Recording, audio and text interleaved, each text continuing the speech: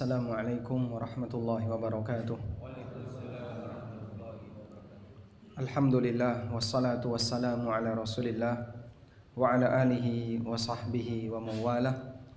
Wa ashhadu an la ilaha illallah wahdahu la syarikalah wa ashhadu anna Muhammadan abduhu wa rasuluh sallallahu alaihi wa ala alihi wa sahbihi wa man tabi'al huda ila yaumil qiyamah. Alhamdulillah, puji syukur kita haturkan kehadirat Allah. Malam ini kembali kita lanjutkan kajian dengan membaca buku Bila Ku Mati. Kita akan lanjutkan pembahasan yang kemarin pertemuan pertama sudah kita bahas bagian awal dari buku ini. Insya Allah nanti kita akan lanjutkan masih berkaitan dengan memahami hakikat kematian. Dan sebagai informasi, barangkali teman-teman yang belum memiliki buku, mohon maaf malam ini belum ada pembagian buku gratis ya. Karena stok buku habis, dan insya Allah nanti untuk pertemuan berikutnya semoga bisa dihadirkan pembagian buku gratis. Tapi tolong yang sudah dapat untuk ikut hadir dalam kajian sampai buku ini selesai. Jadi kalau sekali pertemuan cuman dapat 3 halaman, 4 halaman, itu isinya berapa halaman? Yang paling ujung berapa? 306. Insya Allah sebentar ya. Berarti kurang lebih berapa? 100 pertemuan. Ya nanti disingkat-singkat dikit jadi 90-an pertemuan ya. Baik. Kita akan bahas apakah kematian itu makhluk. Allah Subhanahu wa taala menegaskan dalam Al-Qur'an, Alladzi khalaqal mauta wal hayata. Dialah zat yang menciptakan kematian. Sehingga Allah sebut kematian ini sebagai objek dari kata khalaqa. Khalaqa itu artinya apa? Menciptakan. Sehingga berdasarkan ayat ini, sebagian ulama mengatakan bahwasanya kematian itu makhluk, seperti keterangan yang disampaikan oleh Al-Hafidz Ibnu Katsir. Jadi begini jemaah, saat kita menyampaikan sebuah dalil ayat, maka kita perlu saksi ahli. Kau punya pemahaman tentang ayat ini, kira-kira pendukungmu siapa?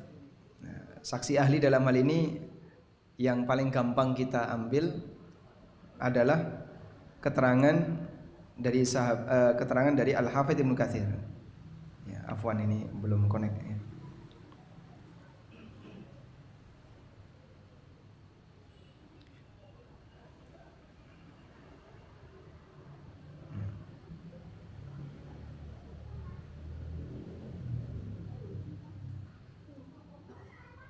Nah, Al-Hafidz Ibnu Katsir rahimahullah mengatakan, wastadalla bihadhil ayah man qala, menurut ulama yang berpendapat bahwa kematian itu adalah amrun wujudiyun, sesuatu yang ada, yang eksisten, li'annahu makhluk, karena disebut oleh Allah sebagai objek dari kata khalaqa, sehingga dia adalah makhluk, sesuatu yang diciptakan. Mereka berdalil dengan ayat ini. Artinya saat kita menggunakan dalil, kita punya sebuah kesimpulan dalil. Nah, kesimpulan dalil itu didukung oleh keterangan para ulama ahli tafsir. Keterangan ulama ahli tafsir ini yang tadi kita sebut saksi ahli saat kita mau memahami sebuah ayat. Karena sebatas menyebutkan dalil, tapi ketika dia menyimpulkannya salah, maka nanti akan menghasilkan konsekuensi yang salah. Khawarij itu pakai dalil untuk mengkafirkan Ali bin Abi Thalib.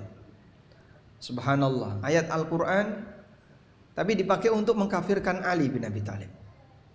Mereka mengatakan inil hukmu illa lillah, hukum itu hanya milik Allah, dan Ali telah berhukum dengan hukum yang tidak Allah turunkan. Wa man lam yahkum bima humul kafirun. Lalu kemudian pakai kesimpulan bodohnya Khawarij digunakan untuk mengkafirkan sahabat Ali bin Abi Thalib.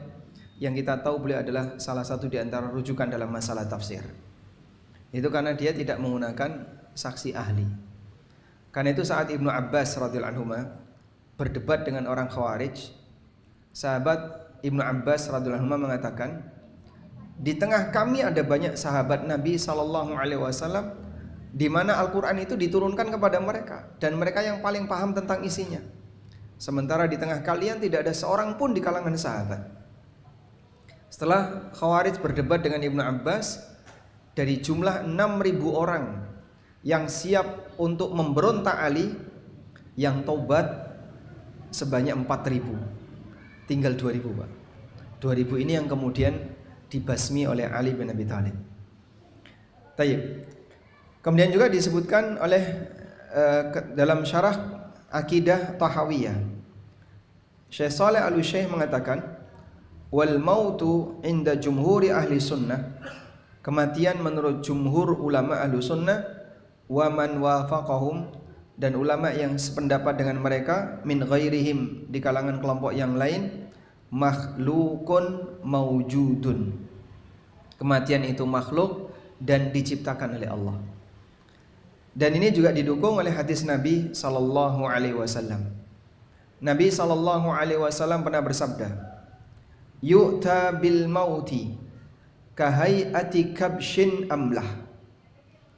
Besok kematian akan didatangkan di hari kiamat seperti kabshin amlah, seperti domba amlah. Amlah itu yang warna kulitnya bercampur antara hitam dan putih.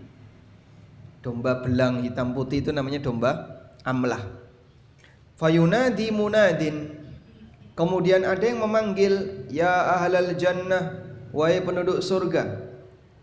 Fayashra'ibun, maka mereka yashra'ibun. Isyra'abba yashra'ibbu itu melongo untuk mendengar atau mengarah ke arah panggilan.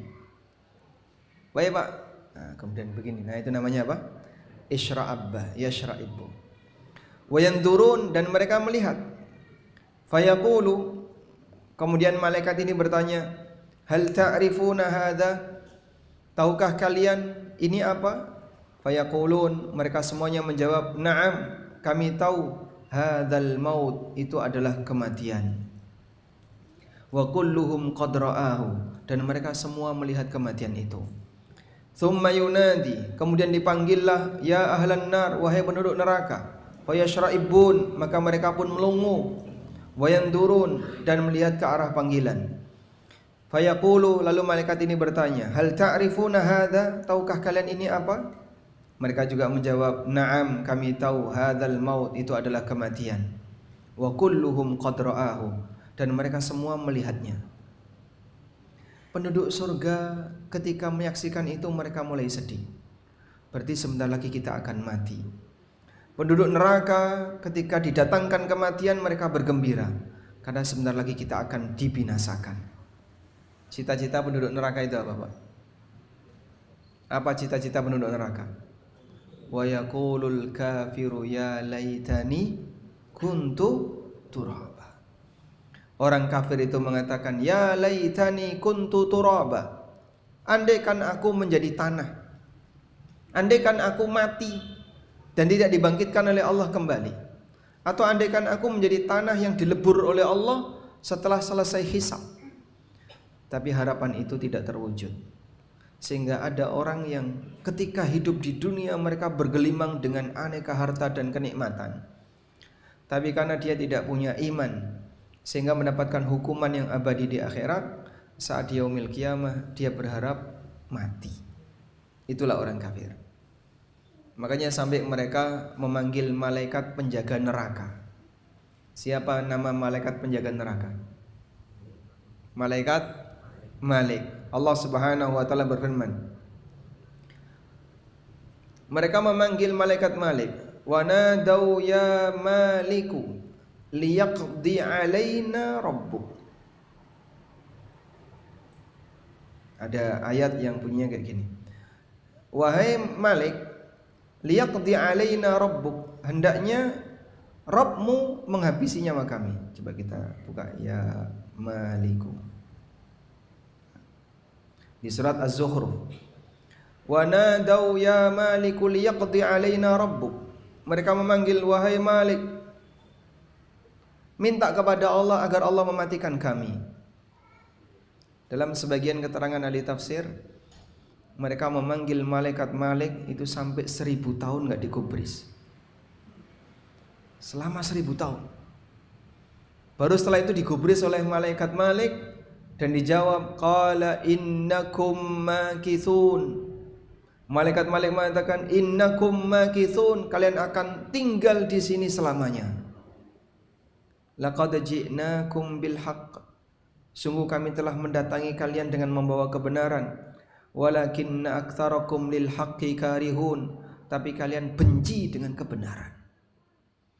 Sehingga kalau ada yang beraroma agama, itu selalu dibilang mabuk agama, selalu dibilang orang yang terlalu fanatik terhadap agama, benci dengan nuansa kebenaran.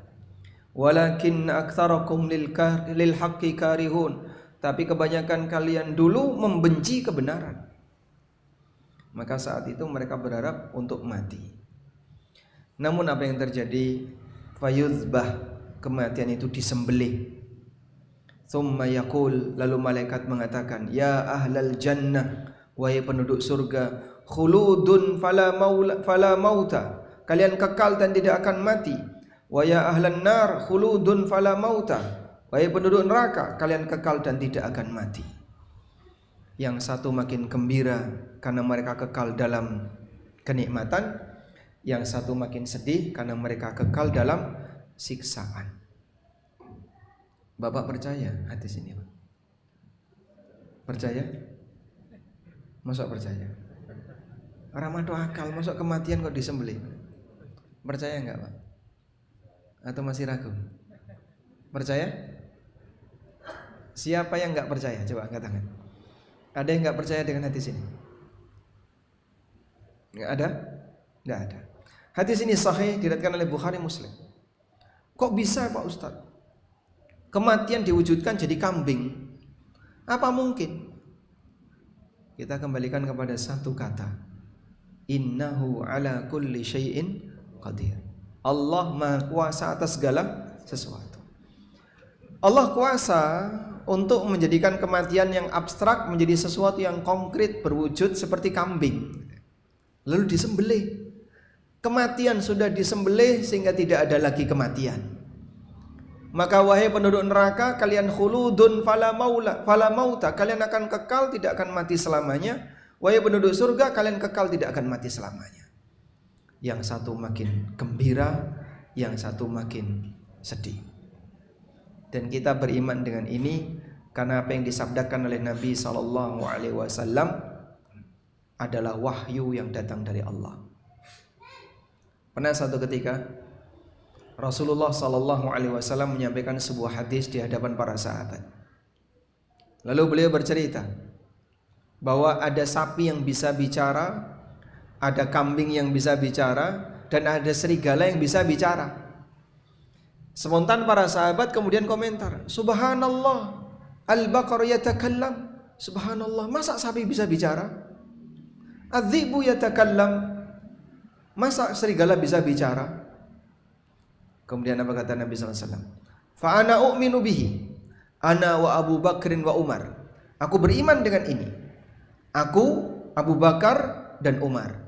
Wa illam yakuna thamma, walaupun Abu Bakar dan Umar waktu itu tidak ada di tempat.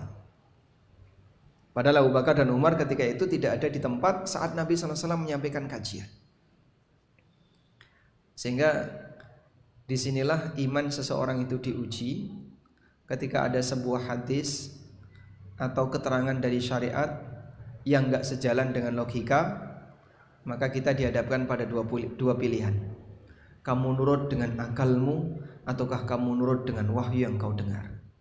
Sebagai orang yang beriman, kita bisa mengatakan sami'na wa amanna. Aku dengar dan aku beriman, walaupun tidak sejalan dengan akal. Karena kebenaran itu tidak semuanya harus bisa dilogika. Walaupun semua kebenaran tidak ada yang bertentangan dengan logika. Maka bedakan dua ini ya, antara yang tidak masuk akal dengan yang kedua tidak bisa dijangkau akal. Sama atau beda, Pak? Harus beda ya. Anda bisa bedain ini ya. Tidak masuk akal itu bertentangan dengan akal sehat. Misalnya ada orang kafir masuk surga, itu nggak masuk akal, Pak. Gimana orang kafir kayak gitu kok bisa dapat kenikmatan di surga? Nggak masuk akal. Karena ini bertentangan dengan logika sehat. Tapi kalau tidak bisa dijangkau akal, banyak hal yang tidak bisa dijangkau akal. Sebab akal manusia ini seperti indera, di mana indera ini terbatas dan tidak semuanya yang ada itu bisa diindera. Sebutkan sesuatu yang ada tapi tidak bisa diindera. Ya? Isra Mi'raj. Maksudnya gimana? Nggak kelihatan ya. Peristiwa Isra Mi'raj. Jin, Bapak lihat jin enggak? Nyawa kita aja kita nggak lihat ya. Padahal ada nyawa kita. Tapi Anda yakin ada nyawa? Ya, karena tidak semua yang benar itu bisa diindra. Kita lanjutkan. Kemudian dalam syariat kita juga diberi pemahaman bahwa kematian itu terjadi 2 kali. Sebagaimana kehidupan juga terjadi 2 kali. Allah menceritakan salah satu dialog ketika di akhirat. Qalu rabbana amattana thnataini wa ahyaitana thnatain. Mereka mengatakan, wahai Rabb kami, Engkau mematikan kami 2 kali dan Engkau menghidupkan kami 2 kali. Fa'tarafna bidzunubina, kami mengakui dosa-dosa kami. Fahal ila khurujim min sabil, ada enggak jalan keluar untuk keluar dari neraka? Ibnu Katsir mengatakan, beliau menyebutkan riwayat dari Ibnu Mas'ud radhiyallahu anhu yang menjelaskan ayat ini semisal dengan firman Allah di surat Al-Baqarah ayat 28. Kaifa takfuruna billah wa kuntum amwatan fa ahyaakum. Bagaimana kalian kufur kepada Allah sementara dulu kalian itu mati lalu Allah hidupkan kalian. Tsumma yumitukum, kemudian Allah matikan kalian. Tsumma yuhyikum, kemudian Allah hidupkan kembali kalian. Baik, mati 2 kali, hidup 2 kali. Duluan mana? Mati atau hidup? Mati dulu atau hidup dulu? Hidup dulu. Berarti hidup, mati, hidup, mati. Terakhir mati nanti. Mati dulu. Mati, hidup, mati, hidup. Duluan yang mana? Ayat ini kan menjelaskan itu. Bagaimana mungkin kalian kufur kepada Allah wa kuntum amwatan, padahal dulu kalian mati. Jadi sebelum kita diberi roh oleh Allah, kita itu sudah ada, maka disebut sebagai makhluk yang mati karena rohnya belum melekat pada jasad. Saat jasad manusia sudah tercipta di rahim sang ibu, di usia 80 tahun itu sudah berposisi atau sudah berbentuk seperti manusia kecil. Begitu di usia 120 tahun Allah Subhanahu wa taala mengutus malaikat yang bertugas untuk meniupkan roh. Maka di saat roh itu ditiupkan, maka kita menjadi hidup. Sehingga Allah katakan, wa kuntum amwatan, kalian dulu mati, fa ahyaakum, lalu Allah hidupkan kalian. Tsumma, kemudian yumitukum, Allah matikan kalian. Tsumma yuhyikum, kemudian Allah hidupkan kalian. Tsumma ilaihi turja'un, kemudian hanya kepadanya kalian akan dikembalikan. Sehingga fase yang dialami oleh manusia adalah mati, hidup, mati, hidup. Berarti kita tinggal punya 1 jatah mati. Mati besok saat kita meninggal dunia. Baik. Selanjutnya, macam-macam kematian. Kematian yang dialami oleh manusia setelah dia hidup itu ada 2. Allah Ta'ala berfirman, Allahu yatawaffal anfusa hina mautiha. Allah lah zat yang mewafatkan jiwa hina mautiha, ketika jiwa itu mati. Wallati lam tamut fi manamiha, dan jiwa yang belum waktunya mati ketika dia tidur. Fayumsikul lati qada 'alaihal maut. Lalu Allah tahan jiwa yang sudah Allah tetapkan mati. Wa yursilul ukhra, dan Allah lepaskan jiwa yang lain. Nah, ini dalam keterangan Al-Hafidz Ibnu Katsir disebut dengan istilah wafatus sughra dan wafatul kubra. Wafat kecil dan wafat besar. Apa itu wafat kecil? Itulah kematian yang terjadi saat manusia tidur atau ketika manusia pingsan. Maka ada orang yang mengalami pingsan dalam waktu yang lama. Manusia menyebutnya mati suri. Sejatinya dia sudah mati atau belum, Pak? Belum. Tapi dia mengalami proses kematian ini disebut dengan al-wafatus sughra, kematian kecil. Makanya kalau ada orang yang bertanya, mati suri itu hakikatnya apa, Pak? Ya seperti orang tidur atau orang pingsan. Dia belum mati yang hakiki, tapi dia mengalami mati yang kecil, namun dalam kurun waktu yang panjang. Bisa sampai, Anda pernah dengar kematian mati suri berapa lama?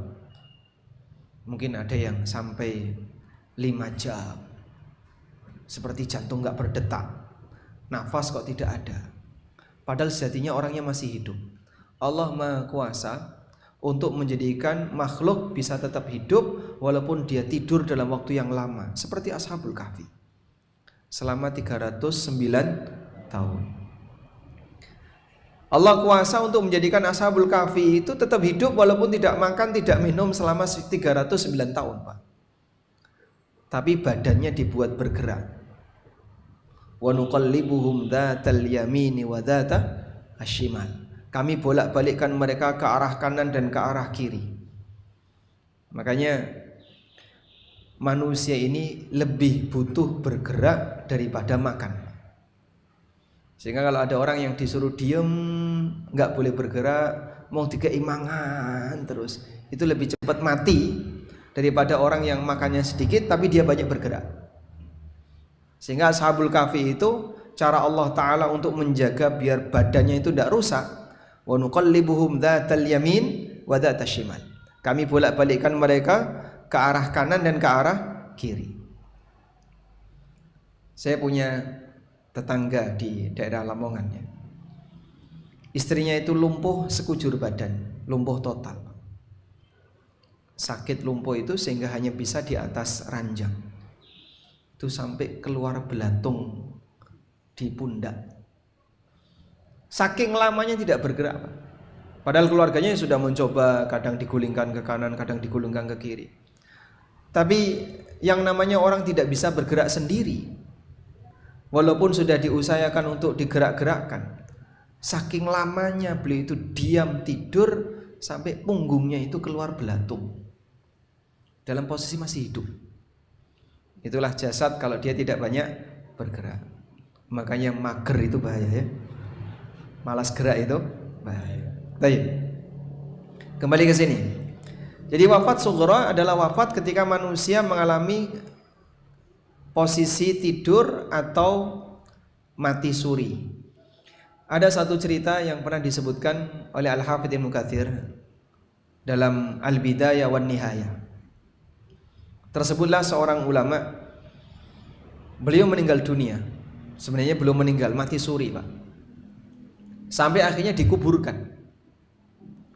Di dalam kuburannya hidup. Gimana kira-kira? Kebayang nggak cara keluarnya gimana, Pak? Nah, pas waktu itu ada orang yang mencoba untuk mencuri kain kafan. Jadi di masa silam kan kain itu harganya mahal ya. Sehingga sampai ada profesi namanya nabbash ya. Namanya itu profesi nabbash. Nabbash itu tukang maling kain kafan. Sekarang kalau dikasih orang nggak mau. Kalau dulu kain kafan itu dicuri, sehingga selesai beliau dimakamkan, digali sampai ketemu jasad. Begitu dibuka, ternyata orangnya hidup. Kebayang nggak kira-kira nasib Nabbash ini gimana? Dia pun lari tunggang langgang ketakutan karena ada mayat yang hidup. Dalam posisi itu orang ini bisa selamat sehingga keluar dari kuburannya. Lalu beliau berjalan pulang. Sampai rumah ngetok pintu. Padahal waktu itu keluarganya sedang sedih, nangis karena suaminya baru saja dimakamkan. Akhirnya sampai rumah ketok pintu. Siapa di luar? Nyebut nama, saya ini. Yang benar, iya saya ini. Kamu jangan membuat kami makin sedih. Iya benar saya itu ini. Kemudian dibuka, betul orangnya masih hidup. Masya Allah ya. Itulah contoh orang yang mengalami mati suri. Makanya biasanya kalau ada orang yang baru saja meninggal, di antara saran yang diberikan oleh para dokter adalah jangan keburu ditangani, tunggu sampai bisa dipastikan kalau yang bersangkutan betul-betul meninggal. Sehingga mungkin ditunda dalam waktu semalam atau ditunda dalam waktu sekian jam. Salah satu di antara cara untuk memastikan bahwasanya yang bersangkutan sudah betul-betul meninggal dunia. Baik. Al-Hafidz Ibnu Katsir mengatakan, qala ta'ala mukhbiran an nafsihil karimah bi annahu al-mutasarrif fil wujudi bima syaa. Allah Ta'ala menyampaikan bahwasanya dialah zat yang mengatur segala sesuatu yang wujud bima syaa, sesuai dengan apa yang dia kehendaki. Wa annahu yatawaffal anfusa, dan dia mewafatkan jiwa al-wafatal kubra, dengan wafat besar. Bima yursilu minal hafadhah alladzina yakbiduna minal abdan, dengan Allah mengirim malaikat yang mencabut nyawa dari jasadnya. Wal wafat kecil indal manam, ketika orang itu tidur. Sehingga wafat kecil definisinya apa tadi? Kematian sesaat ketika orang itu sedang tidur atau sedang pingsan. Baik. Selanjutnya di sini ada satu pelajaran ya. Di surat Al-An'am ayat 60. Allah Ta'ala berfirman, wa huwallazi yatawaffakum bil-lail wa ya'lamu ma jarahtum bin-nahar. Dialah zat yang mewafatkan kalian di waktu malam, dan dia mengetahui apa yang kalian kerjakan di waktu siang. Saat kita ini tidur, dalam peristiwa wafat apa tadi? Wafat sughra. Ya? Lalu Allah kembalikan nyawa itu ke jasad orang yang tidur tadi. Allah tahu enggak? Ini orang kalau nanti nyawanya dikembalikan, dia pasti akan berbuat durhaka dan maksiat. Allah tahu? Tahu. Tapi subhanallah, penyayangnya Allah kepada hambanya, walaupun orang yang tidur ini nanti kalau dibangunkan, dia nanti akan berbuat maksiat, tapi Allah Subhanahu wa ta'ala kembalikan arwahnya. Andaikan kita Pak ya, ada maling ketangkap, ini kalau dilepas pasti akan maling lagi. Kira-kira Anda sebagai orang yang berhasil menangkap maling itu ngapain Pak? Oh, jangan sampai ucul, jangan sampai lepas. Ini nanti kalau dilepas dia pasti akan mengulang lagi. Itulah keterbatasan manusia, mereka itu pemaafnya terbatas. Allah Subhanahu wa ta'ala afuun karimun yuhibbul afwa ghafurun rahimun rahman latif bi'ibadi, zat yang maha lembut dengan hambanya, sehingga perubahan yang terjadi pada hamba itu tidak seketika. Sebagian orang mungkin berpikir, kenapa Pak ya kalau ada orang yang tukang maksiat, penjahat, kok tidak langsung dicabut nyawanya seketika di tempat? Andaikan terjadi seperti itu, nggak ada orang kafir Pak. Andaikan terjadi seperti itu, tidak ada orang kafir. Namun Allah menyikapi hambanya dengan lembut, sehingga hidayah itu datang melalui proses yang lembut, sampai kadang orang itu tidak terasa, melalui peringatan-peringatan yang disampaikan. Makanya jamaah, kalau Anda sedang mendapatkan peringatan dari Al-Quran maupun hadis, segera diterima dengan baik. Itulah cara lembut Allah dalam mengingatkan hamba.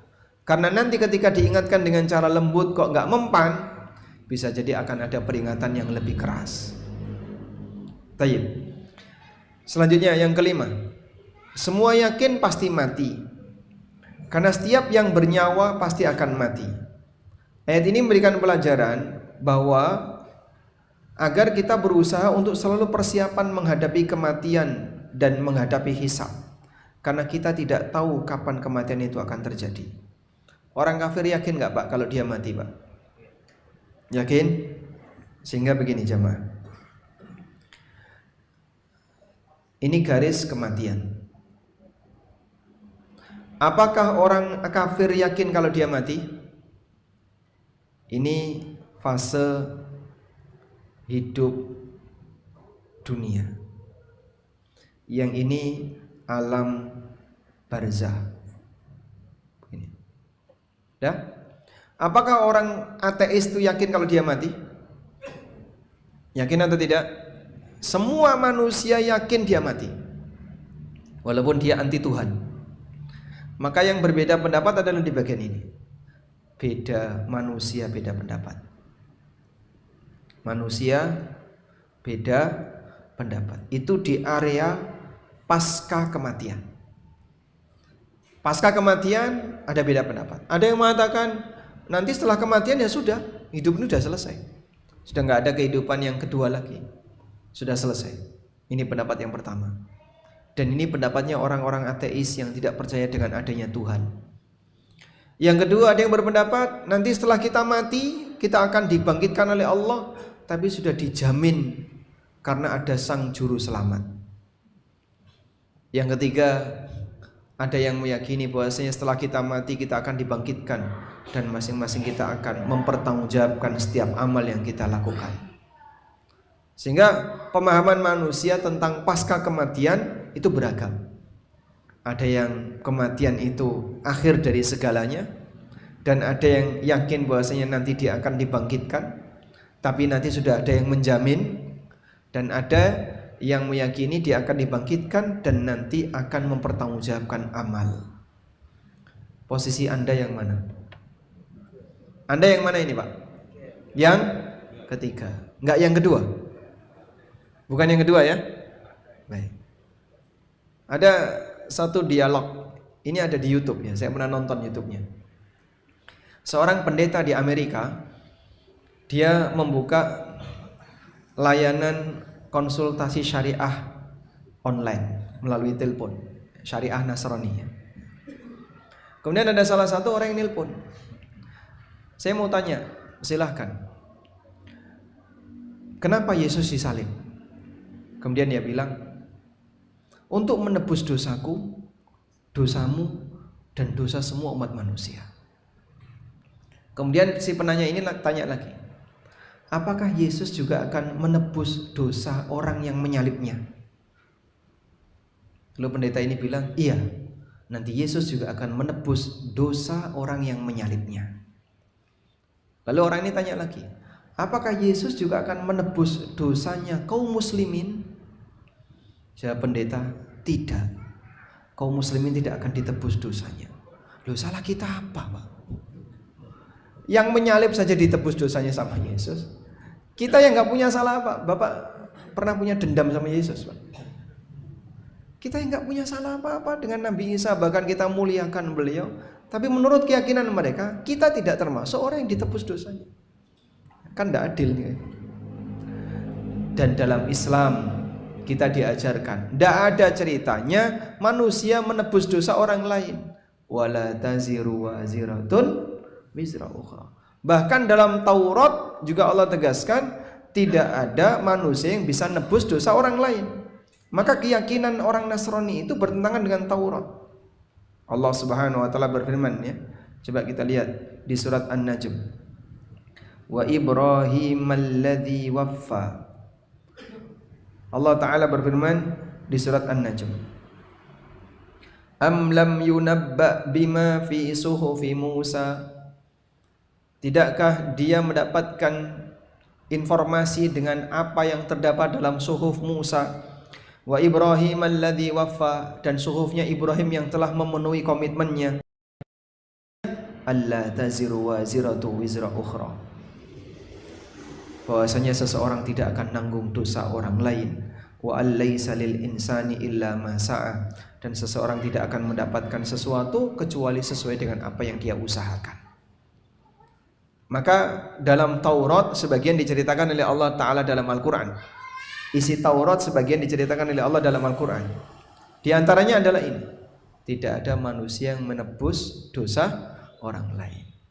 Maka nggak ada ceritanya suami nanggung dosa istri, orang tua nanggung dosa anak, ustadz nanggung dosa masyarakat, nabi nanggung dosa umat. Ini semuanya salah. Karena masing-masing akan menanggung dosa sendiri-sendiri. Sehingga keyakinan adanya orang yang menanggung dosa orang lain, ini semuanya adalah keyakinan yang batil dan tahu. Maka kita bisa pastikan siapa yang meyakini bahwasanya ada yang menanggung dosa orang lain adalah kesalahan. Baik, selanjutnya di zaman Nabi SAW ada kelompok namanya kelompok Dahriyah. Disebut sebagai kelompok Dahriyah dari kata ad-dahr yang artinya waktu. Mereka disebut kelompok Dahriyah karena mereka meyakini hidup dan mati itu hanya masalah waktu. Jadi begitu waktunya habis, ya, kayak game itu game over, selesai. Nah, kelompok Dahriyah ini Allah sebutkan di surat Al-Jathiyah ayat 24. Mereka mengatakan wa ma yuhlikuna illad dahr. Tidak ada yang mematikan kami kecuali hanya masalah waktu. Jadi mereka meyakini mati tapi tidak meyakini adanya kehidupan pasca kematian. Baik, selengkapnya nanti kita akan baca lagi setelah mendengarkan adzan Isya. Wassallallahu ala nabiyyina Muhammadin wa ala alihi wa sahbihi wasallam.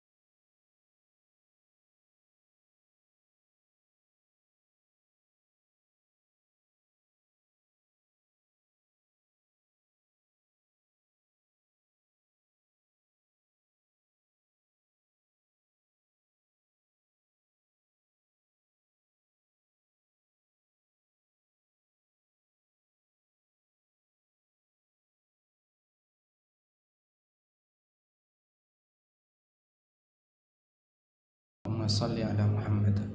Allahumma rafa'ati da'wati ta'ala wassalati al-qa'imah. Nabi Muhammad wassalatu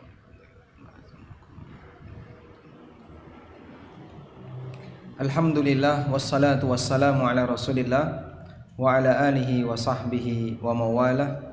Wa ashhadu an la ilaha illallah wahdahu la syarikalah wa ashhadu anna Muhammadan abduhu wa rasuluh. Kita tambahkan sedikit ya.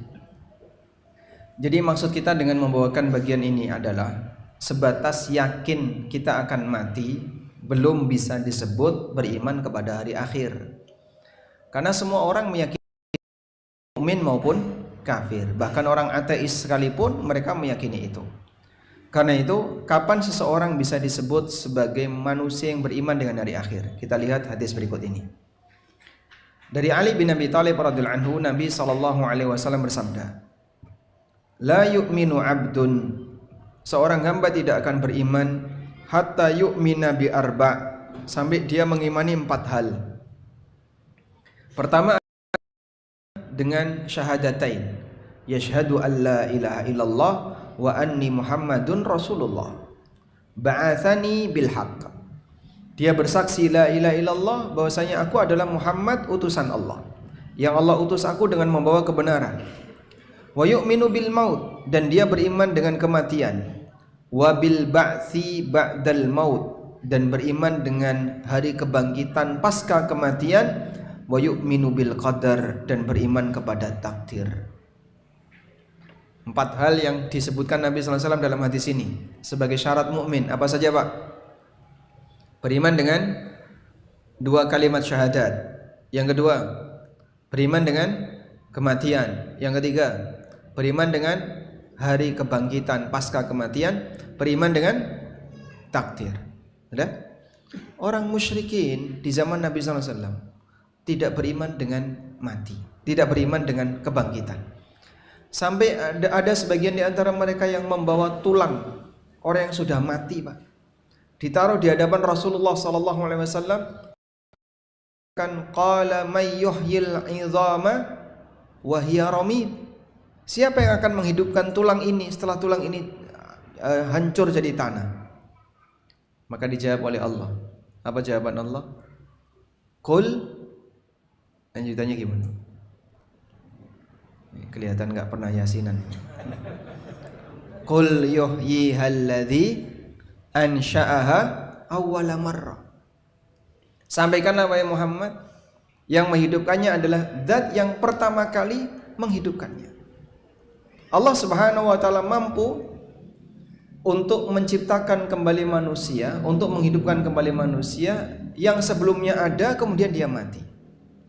Nah, dalam pandangan orang musyrikin, kayaknya mustahil. Orang kalau sudah hancur jadi tanah, nanti zatnya, unsurnya berserakan kemana-mana, bagaimana mungkin dia bisa hidup lagi? Mereka lupa, innahu ala kulli syai'in qadir. Kalau Allah Maha Kuasa atas segala sesuatu. Wallahu a'lam. Baik, mungkin sampai di sini. Kayaknya Pak Pur sudah siap dengan mikrofon untuk dipakai. Habis salat berapa menit lagi ini? 11 menit. Berarti saya lanjut aja ya. Nah, sekarang kita masuk ke poin ke-6. Larangan berangan-angan mati. Ada seseorang yang dia bosan hidup dan dia bilang begini, lebih baik aku mati. Maka saat didengar oleh seorang ulama, spontan ulama itu mengatakan, ya bena akhi, la taf'al. Wahai saudaraku, jangan kau lakukan itu. La sa'atun ta'ishu fiha tastaghfirullah. Sesaat yang kau gunakan untuk istighfar, khairun laka min mautid dahr. Itu lebih baik daripada kau mati. Karena umur itu seperti apa, Pak? Modal. Sehingga saat Anda diberi umur oleh Allah, maka hakikatnya manusia itu diberi modal oleh Allah. Dan manusia ketika diberi modal oleh Allah yang bentuknya waktu, Allah jadikan waktu ini sebagai sumpah. Wal asr innal insana lafi khusr. Demi waktu, sesungguhnya manusia dalam kondisi rugi kecuali orang yang memenuhi persyaratan 4 kriteria lanjutannya. Sehingga kita semuanya ini hidup diberi modal oleh Allah. Kondisi manusia ada 3. Ada orang yang berangkat bawa modal dan dia pulang bawa untung. Ada yang berangkat bawa modal dan dia pulang modalnya habis. Ada yang berangkat bawa modal, dia pulang bawa utang. Kira-kira kita yang mana, Pak? Yang pertama. Semoga bisa yang pertama, Pak. Yang dimaksud pulang di sini apa? Mati. Karena kita semuanya akan berpulang menuju Allah untuk selamanya. Sehingga saat seorang hamba diberi modal oleh Allah, akan pulang menuju Allah untuk selamanya. Begitu dia pulang, yang berbahaya adalah mereka yang pulang bawa utang. Itulah manusia yang mengisi hidupnya dengan maksiat. Maka modalnya digunakan untuk perbuatan yang mencelakakan dirinya. Karena itu di sini para ulama memberikan kita arahan. La sa'atun ta'ishu fiha, sesaat usia hidupmu tastaghfirullah yang kau gunakan untuk istighfar itu lebih baik daripada kau mati. Ada orang yang sangat tua. Ketika beliau ditanya, apakah anda mengharapkan kematian? Beliau menjawab, la, qad dhahaba asy-syababu wa syarru. Aku tidak pernah berharap mati. Masa mudaku telah berlalu bersama dengan kenangan buruknya. Wa ja'al kibaru wa khairuhu. Sekarang datang masa tua bersama dengan amal baiknya. Fa idza qumtu qultu bismillah. Kalau aku berdiri aku mengucapkan bismillah. Wa idza qa'adtu qultu alhamdulillah. Ketika aku duduk, begitu berhasil duduk, prak, alhamdulillah. Fa ana uhibbu ayyabqa hada. Aku pingin seperti ini selamanya. Padahal masya Allah, Pak, ya, orang kalau sudah lanjut usia ya, biasanya yang dirasakan ketika bangun tidur niku napa, Pak? Nggih? Pegel, kemeng, pusing, loro dan seterusnya. Sehingga ada sebagian orang yang terkadang berharap mati. Karena dia merasa penderitaan sakitnya ini nggak akan ada ujungnya. Sebab dia berada di ujung usia. Apalagi kalau kemudian dia tidak punya tempat untuk curhat, tidak dekat dengan anak, cuman sendirian dan jarang zikir, lebih gampang stres. Ya. Lebih gampang mana yang stres? Yang tua atau yang muda? Coba kita tanyakan ya, yang sudah pernah punya pengalaman. Nyun sewu, Simbah Yusuf pinten? Bapak usia berapa? Simbah 83. Kalau Bapak 79. Yang usia 79. Kira-kira kalau Bapak dikasih umur 200 tahun mau nggak, Pak?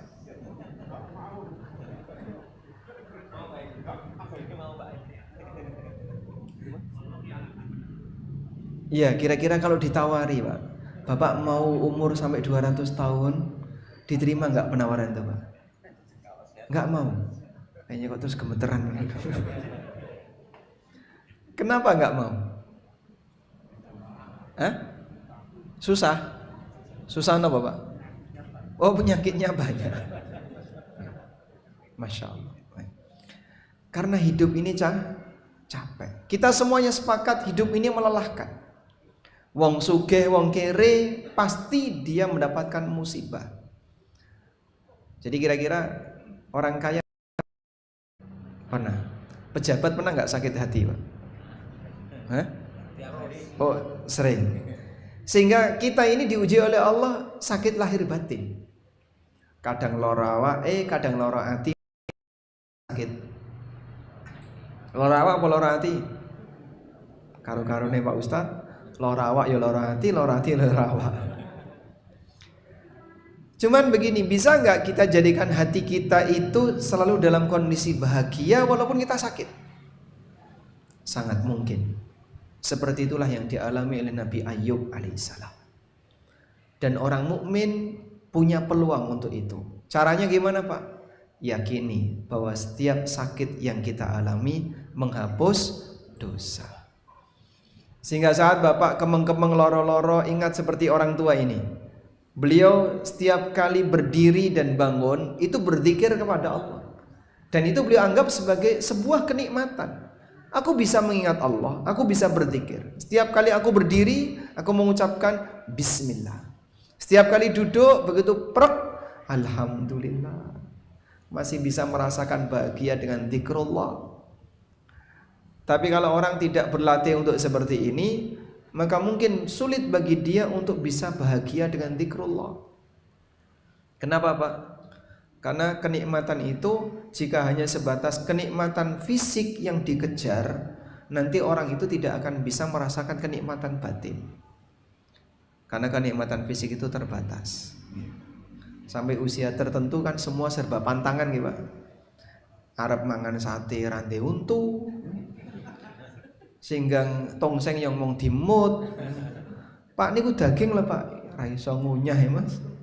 Daging kok dimut toh Pak. Sehingga pada saat Idul Adha dia tidak bisa merasakan kenikmatan sebagaimana yang masih muda. Maka pindahkan kenikmatan itu dari kenikmatan fisik ke kenikmatan batin. Kapan orang bisa merasakan kenikmatan batin? Ala bidzikrillahi tatmainnul qulub. Ketahuilah dengan zikrullah hati seorang hamba akan bisa menjadi tenang. Nah, kenikmatan batin ini tidak ada batas usia. Walaupun orang itu sakit, tapi dia bisa merasakan kenikmatan batin. Kapan? Saat dia mendengar Al-Quran dibacakan, saat dia mendengarkan tausiah, saat dia mendengarkan nasihat yang berasal, dia bisa merasakan kenikmatan batin. Nah, kalau orang bisa seperti ini, insya Allah nanti menjelang kematiannya dia tidak akan berangan-angan mati. Saat dia sakit dia tidak akan berangan-angan mati. Nabi SAW ngasih peringatan, la yatamanna ahadukum al-mauta, janganlah kalian berangan-angan mati, wala yada'u bihi, dan jangan berharap kematian, min qabli ayyatiyah, sebelum kematian itu mendatanginya. Innahu idza mata ahadukum, karena kalau manusia itu mati, in qata'a amaluhu, amalnya terputus. Wa innahu la yazidul mu'mina umruhu illa khaira, dan umur bagi seorang mukmin itu hanya akan menambah kebaikan. Tapi Pak, nek wis loro-loronen ya wis ra iso apa-apa ta Pak. Ketika orang itu sakit dan dia nggak bisa ngapa-ngapain, tapi masih menjaga sholat sebisanya, dia punya satu amalan yang tidak hilang. Sabar terhadap musibah itu berpahala.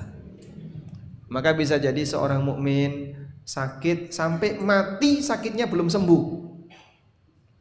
Sehingga ketika dia mati dalam kondisi sakitnya belum sembuh, maka dia mati dengan membawa amal sabar, sebagaimana dialami oleh Rasulullah SAW. Beliau mengakhiri hidupnya dengan sakit. Karena itu dilarang untuk berangan-angan mati karena alasan menderita, baik karena derita sakit, derita ekonomi, masalah keluarga maupun yang lainnya. Sebab tidak ada yang sia-sia apapun derita yang dialami oleh seorang mukmin. Wallahu a'lam. Kurang berapa menit? 1 menit. Baik, kita akhiri sampai di sini. Semoga apa yang kita bahas ini bermanfaat. Setelah sholat masih ada lagi nggak?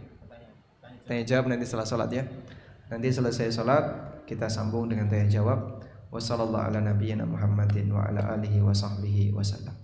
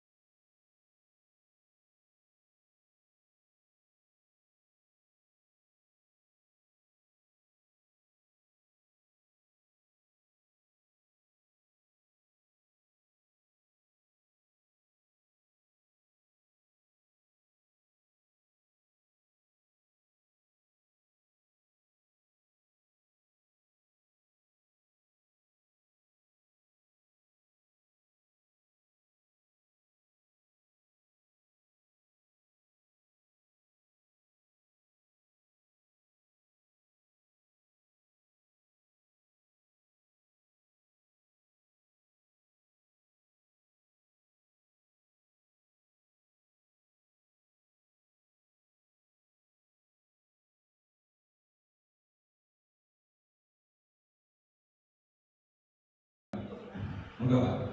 Namanya dan langsung bertanya. Baik, Assalamualaikum warahmatullahi wabarakatuh. Waalaikumsalam warahmatullahi wabarakatuh. Ustaz mau nanya, kita mengingat mati aja apa namanya? Manusia itu semua akan mati.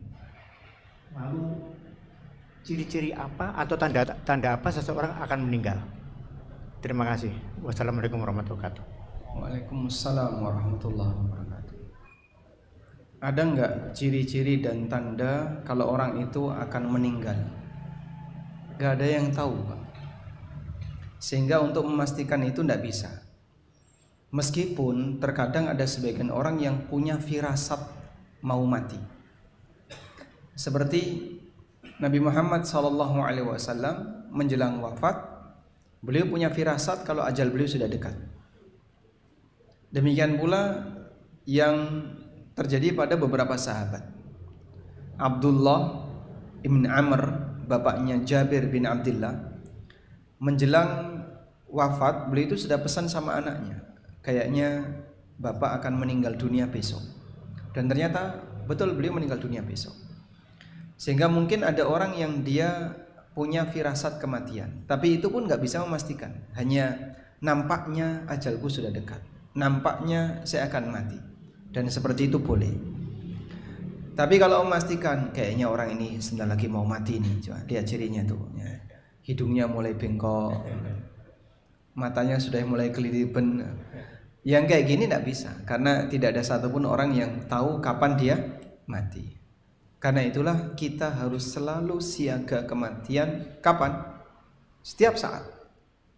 Sebab kematian itu bisa datang kapanpun, dimanapun, di usia berapapun. Di Ganjuran ada nggak kuburan, Pak? Ada. Itu ada tulisannya nggak? Khusus 60 ke atas? Tidak. Nggak ada. All in. Maksudnya all in. Semuanya boleh. Semua boleh masuk. Jadi nggak ada ceritanya kok kuburan bertuliskan khusus 50 ke atas, khusus 60 ke atas. Nggak ada, Pak. Karena semua memungkinkan untuk masuk ke dalam kuburan di usia berapapun. Maka kita selalu dalam posisi siaga kematian. Wallahu a'lam. Oke, jelas ya Pak ya. Tolong Mas Ramesh jadi ini. Pertanyaan ini dulu Pak, yang satu tanya, satu jawab, satu tanya ya Pak ya. Terima kasih. Assalamualaikum warahmatullahi wabarakatuh. Waalaikumsalam. Tadi dijelaskan tentang mati suri ya. Ada satu kisah dan kisah ini pernah ditayangkan di sebuah TV nasional, juga di YouTube ya. Ada seseorang yang mati suri lah. Tapi mati surinya itu seperti dia juga bisa berkeliling di akhirat itu, mengetahui orang diadab dan sebagainya. Nah ini kalau menurut saya ini benar-benar jadi gitu loh. Karena kalau saya nggak percaya, tapi kok ditayangkan di televisi nasional dan juga ada di YouTube gitu loh. Terima kasih. Jazakallahu khairan katsir. Assalamualaikum warahmatullahi wabarakatuh. Waalaikumsalam warahmatullahi wabarakatuh. Televisi nasional mungkin belum bisa kita jadikan standar kebenaran. Dukun pun bisa bicara di televisi nasional. Sehingga kalau Bapak melihat ada orang yang kadang bisa mengobati orang lain dengan metode-metode perdukunan, itu muncul di TV nasional. Maka kalau sebatas kok ini tayang di TV nasional, berarti pasti benar nih. Nah, itu nggak bisa kita pastikan. Kemudian yang kedua, berkaitan dengan orang yang mengalami mati suri, terus dia bisa cerita banyak hal. Melihat A, melihat B, melihat C, itu gimana Pak? Itulah mimpi Pak. Sehingga jangankan orang kafir saja ketika dia bermimpi, mimpi itu benar. Contohnya siapa? Raja Mesir yang ditakwil oleh Nabi Yusuf. Beliau melihat sebuah kejadian yang aneh. Dan pada saat sang raja ini bertanya kepada para perdana menteri, para menteri yang ada di hadapannya, para pembesar kerajaan, qalu adghathu ahlam wa ma kunna bi ta'wilil ahlami bi'alimin. Mereka mengatakan, wahai sang raja, itu cuma mimpi kalut, udah lupakan saja. Dan kami juga nggak ngerti tentang takwil mimpi itu. Coba andaikan mimpi raja ini diabaikan begitu saja Pak, tidak dianggap sebagai takwil oleh siapapun, kira-kira apa yang terjadi Pak? kelaparan itu rakyat Mesir. Namun Allah Subhanahu wa taala selamatkan mereka walaupun mereka orang kafir melalui kehadiran Nabi Yusuf alaihissalam yang berhasil mentakwil mimpi itu dengan tepat sesuai dengan kenyataan yang ada, sehingga mereka terselamatkan dari peristiwa kelaparan, dari musibah kelaparan. Karena itu kan mereka berutang budi dengan Yusuf, sehingga kemudian Nabi Yusuf alaihissalam dijadikan sebagai menteri perbendaharaan negara. Demikian pula mimpi-mimpi yang pernah dialami oleh para sahabat. Terkadang mereka mimpi melihat A, melihat B, melihat C. Orang yang mati suri juga sama. Dia bisa bermimpi melihat aneka kejadian-kejadian itu. Namun ketika dia bermimpi melihat kejadian itu, dan apakah itu sesuai dengan realita yang nanti akan terjadi di hari kiamat? Wallahu a'lam. Kita tidak tahu. Karena dia cuma bisa bercerita. Dan Nabi SAW sendiri juga sudah pernah bercerita tentang itu. Rasulullah SAW cerita tentang hukuman bagi beberapa orang yang melakukan pelanggaran A, pelanggaran B. Pemakan riba dihukum berenang di sungai darah. Ada orang yang tidak puasa Ramadan tanpa uzur, padahal dia tidak punya, atau dia dalam kondisi mukim, tidak sedang safar, tidak sedang sakit. Apa hukumannya? Dia dijungkir, kemudian disobek mulutnya sampai belakang, mengeluarkan darah. Ada orang yang kepalanya dipecah dengan batu besar. Nabi SAW pernah cerita tentang kejadian yang beliau lihat di neraka. Jadi apa yang diberitakan Nabi SAW sebenarnya sudah mencukupi bagi kita. Cuman antara mendengar berita dengan melihat langsung, pengaruhnya besar mana? Melihat langsung. Nah, yang sudah bermimpi diperlihatkan seperti itu dalam mimpinya, kok hidupnya nggak ada perubahan, itu bahaya, Pak. Dia sudah diberitahu seperti itu, masih nggak ada perubahan. Tapi kalau masih dalam posisi rahasia, kita tidak melihatnya secara langsung, juga tidak dimimpikan oleh Allah melihat secara langsung, maka dalam situasi itu kita beriman akan ada kejadian-kejadian tadi, sehingga kita mengimani semua yang diberitakan oleh Nabi SAW. Intinya begini ya, hal gaib itu terkadang Allah tunjukkan melalui mimpi. Tidak mengubah takdir. Maka orang yang tadi ya mengalami mati suri, dia bermimpi melihat kejadian-kejadian aneh, ya sebagaimana orang tidur terkadang bermimpi melihat kejadian aneh. Dan itu bukan sesuatu yang aneh ketika dia melihat kejadian yang aneh, sebab itu di alam yang berbeda. Wallahu a'lam. Baik, terima kasih Ustaz. Mohon hadiahnya Mas Ramais. Luar biasa nih, satu pertanyaan, satu hadiah. Pertanyaan ketiga atau pertanyaan terakhir untuk Jamaah Putra. Singkat ya Pak ya, satu pertanyaan. Monggo Pak RB. Pak RW. Oh iya. Mohon maaf tadi masuk sini nggak bawa KTP, Pak. Oh, enggak apa-apa Ustaz. Di sini bebas. Khusus Ustaz, yang lainnya harus. Gini Ustaz, mau tanya, tadi kan kita berharap mati itu kan tidak diperbolehkan. Tapi beberapa kejadian terus kemudian daftar haji, atau dari sekarang udah kepikiran, waduh haji saya umur tua gitu, mendingan meninggal di sana lah gitu, satu. Atau misalnya ada panggilan jihad di Palestina gitu, akhirnya ya di sini nggak jadi siapa-siapa, nggak punya apa-apa, mendingan kita daftar. Harapannya kan ya kalau mati pun nggak apa-apa gitu kan, kalau enggak ya takdir gitu. Boleh nggak saat kayak gitu? Masya Allah. Baik, bedakan antara berharap mati dengan berharap mati mulia, itu beda ya. Kalau berharap mati mulia itu boleh, sama seperti kita semuanya pengen mati husnul khatimah. Saya pengen mati dalam kondisi sujud, saya pengen mati dalam kondisi ketika baca Quran, pengen mati ketika berada di tanah suci, pengen mati ketika lagi haji, lagi ihram dan seterusnya. Itu berarti statusnya adalah ingin mati mulia atau pengen mati syahid. Berarti dia pengen mati mulia. Kalau yang dilarang itu adalah berharap mati karena menderita. Misalnya ada orang sakit-sakitan, untuk aku mati, mau disiksa kaya ngene, dosaku kaya apa? Lali dosane Pak. Padahal mungkin dosanya banyak. Ada nggak orang kayak gitu, Pak? Di saat dia sedang menderita, muncullah keinginan dia untuk mengakhiri hidupnya. Puncaknya sampai bunuh diri. Sebelum fase bunuh diri itu kadang dia sudah berharap mati, tapi belum parah ya. Parahnya adalah sampai di fase dia mengakhiri. Di bawah fase itu kadang dia berangan-angan mati. Itulah yang dilarang oleh Nabi sallallahu alaihi wasallam. La yatamanna ahadukumul mauta lidurrin yusibuhu. Jangan sampai kalian berangan-angan mati disebabkan musibah yang kalian alami.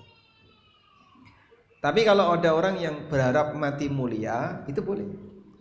Misalnya kita pengen mati dalam kondisi tertentu.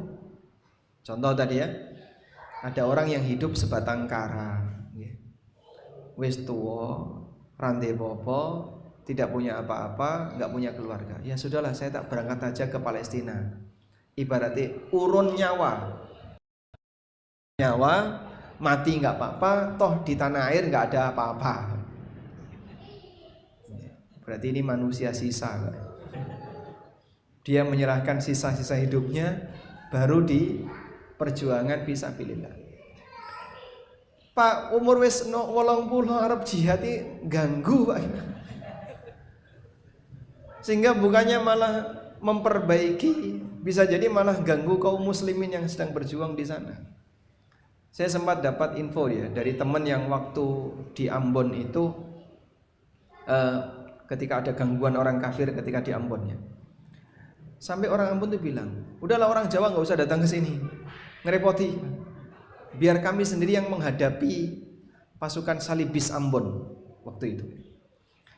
Karena menurut mereka kehadiran orang Jawa ini justru malah ganggu, menurut mereka ya.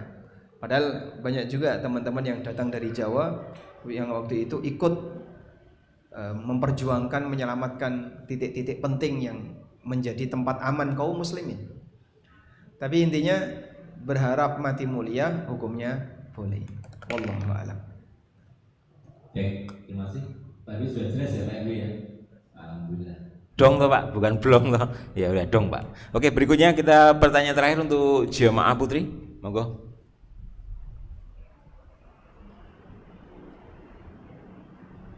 Ada enggak? Mikrofon sudah disiapkan di balik tabir.